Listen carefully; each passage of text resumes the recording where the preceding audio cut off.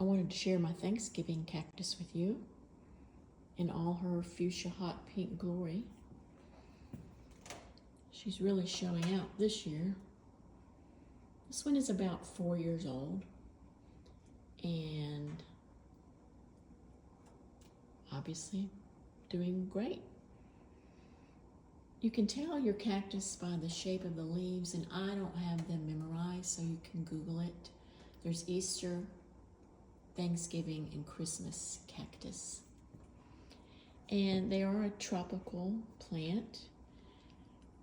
Everyone asks me, what do I do? What do you do to get it to bloom like this? I don't do much.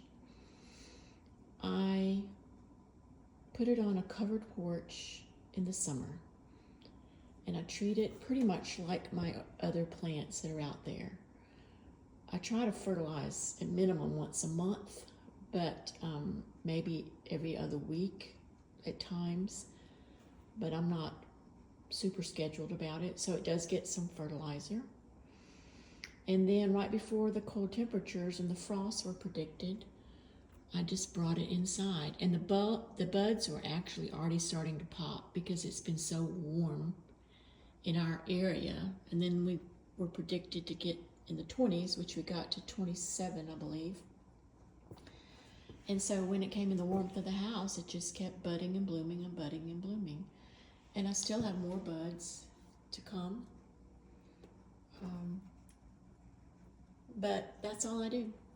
I treat it like a porch plant in the summer, and I bring it in. Now, the blooms will fall off, and yes, it's a gangly, big plant. It's not that pretty to keep in the house until next spring, when I'll move it back out to the porch.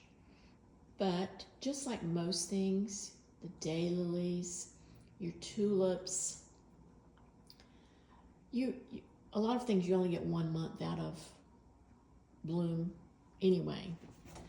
So I'll put up with the gangliness of a plant to have this kind of show in the house in the winter when there's not a lot of other things blooming.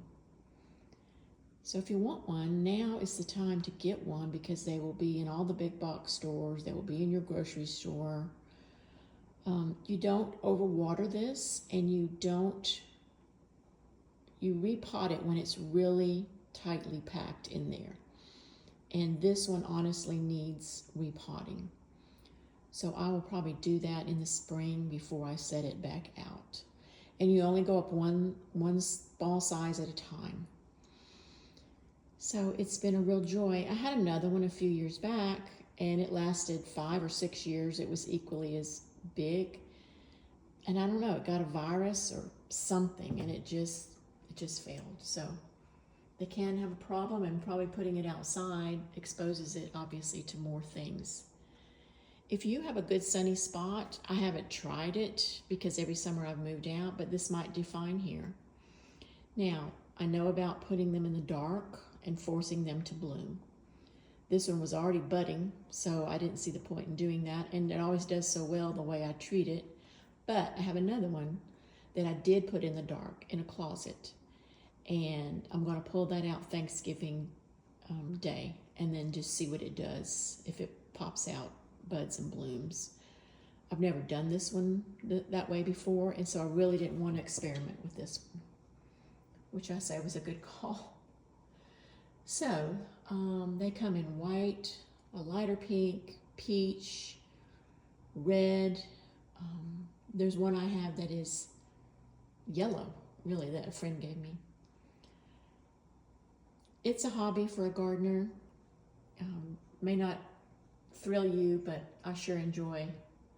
Just like the daylilies, it's like, okay, what can we produce? What can we pull out of the ground? What can we get out of this? And a little care, fertilizer, water, and you can produce a crop. And this crop is beautiful pink fuchsia flowers. So don't overwater it. It is more of a cactus type plant. It has a name that I don't remember, but you can look it up. But it does need some water. It does need some fertilizer. It does need some sun. And the old adage is it needs some love. So If you think you'd enjoy one, give it a try. All right, happy gardening.